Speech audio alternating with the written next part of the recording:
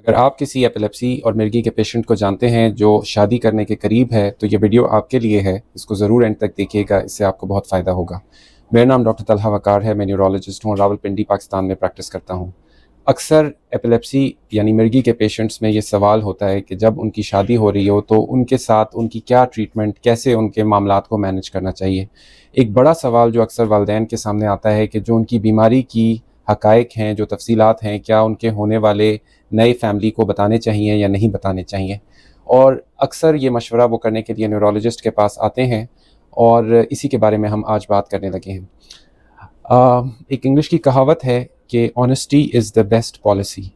ये कहावत कहीं और मेरे ख़्याल में अच्छी तरह फ़िट नहीं होती, इस जगह से ज़्यादा बेहतर, क्योंकि इस सिचुएशन में जब आप अपनी बेटी या बेटा किसी और से एक नए अज़दवाजी रिश्ते के अंदर मुंसलिक करने जा रहे होते हैं तो उसमें सच्चाई बहुत अच्छी चीज़ है, क्योंकि हमें ये लगता है कि चीज़ें छुपी रहती हैं, लेकिन ये सच नहीं है।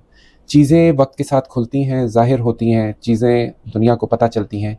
इसलिए इस मामले में ख़ास तौर पे सच बोलना सबसे अच्छी स्ट्रैटेजी, सबसे अच्छी तरीका, सबसे अच्छी जो है ना मामला होता है। आपको ये बताना चाहिए कि हमारे बेटा या बेटी को ये बीमारी है, इसको इस तरह के दौरे पड़ते थे और अब होपफुली दवा से कंट्रोल्ड हैं, या अभी भी दवा के बावजूद ऐसे दौरे पड़ते हैं। बावजूद इसके कि मैं अक्सर वालिदैन को यही मशवरा देता हूँ कि वो ये बात सच्चाई के साथ और मुकम्मल तफसील के साथ बताएं, लेकिन वालिदैन तो वालिदैन है। कोई वालिद या वालदा ये पसंद नहीं करता कि वो अपने बच्चे की कमज़ोरियाँ किसी दूसरे के साथ शेयर करें। तो उसके अंदर फिर मैं उनको ये मशवरा देता हूँ कि भाई आपके जो न्यूरोलॉजिस्ट हैं उनको इस मामले में इन्वॉल्व कीजिए। इनके होने वाले जो इन लॉज हैं उनको न्यूरोलॉजिस्ट से आके मिलवाइए और न्यूरोलॉजिस्ट को ये इजाज़त दीजिए कि वो उस मामले की तफसीलात उन होने वाले नए रिश्तेदारों को बताएं। तो इससे दो फ़ायदे होते हैं। एक तो ये कि न्यूरोलॉजिस्ट माहिर होता है, वो वाकई सच अगले लोगों को बता देता है। दूसरी बात ये कि वो ना चाहते हुए भी, ये तो नहीं कहना चाहिए कि ना चाहते हुए, बल्कि वो मरीज़ का वफ़ादार होता है, वो उसका मरीज़ का डॉक्टर होता है असल में। तो वो हमेशा अपने जहन में रखता है कि मैंने अपने जिसको मैं रिप्रेजेंट कर रहा हूँ उसके मामलात को बनाना है। जिस तरह वकील होता है वैसे ही इस केस में डॉक्टर जो है वो मरीज़ का वकील बना हुआ होता है। तो वो कुछ ना कुछ बच बचाव करता है, ऐसे तरीके से बताता है कि बात कन्वे भी हो जाए लेकिन ज़्यादा बुरी ना लगे। और तीसरा एक इजाफी फ़ायदा ये होता है कि बाद में जब अगर शादी हो जाए तो अगर खुदा न खास्ता कोई दौरा पड़े और उन लोगों को लगे यार ये ऐसा तो हमने सोचा ही नहीं था, तो सारा ब्लेम डॉक्टर या प्रोफेशनल के ऊपर डाला जा सकता है। और प्रोफेशनल तो प्रोफेशनल होता है, तो जाके जो इन लॉज हैं वो उसको पकड़ लें, लेकिन जो बच्ची या बच्चे के वालिदैन हैं या वो बच्ची खुद या वो लड़का खुद, तो उसके ऊपर ब्लेम नहीं आना चाहिए। ये बेहतर मामला होता है मेरी नज़र के अंदर।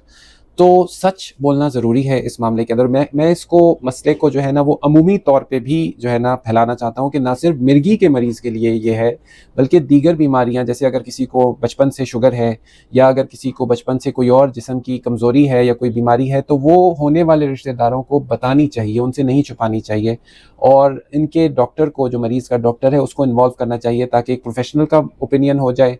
उसके अलावा वो सही तरीके से बता सके बग़ैर कोई ऐसे लफ्ज़ इस्तेमाल किए जो कि दूसरों को बुरे लगें। और तीसरा ये कि बाद में ज़िम्मेदारी उस डॉक्टर की रहे। तो ऐसा ज़रूर करना चाहिए।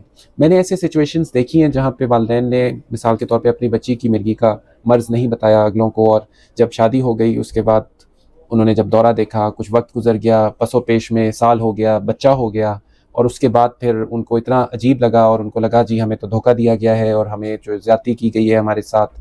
तो बात अनफॉर्चुनेटली और अफसोस की बात के तलाक तक पहुंच गई और हो गई तलाक। तो वो ज़्यादा नुकसानदेह मामला है बनिस्बत इसके कि शादी होने से पहले ना कर दिया जाए। उसके अंदर फिर अब आपकी बच्ची के ऊपर जो है ना वो एक स्टैम्प भी हो गई कि जी ये तलाक याफ्ता हो गई, फिर एक बच्चा भी आ गया, उसकी ज़िंदगी भी मुश्किल कि अब वालिदैन सेपरेट हो गए, अलग जो है ना तलाक की वजह से अलग हैं, तो वो बच्चे की ज़िंदगी भी मुश्किल। तो पहले बोलना अच्छा होता है, सच बोलना अच्छा होता है। सच वक्ती तौर पर मुश्किल लगता है, लेकिन इन द लॉन्ग रन हमेशा सच ही बेहतर होता है।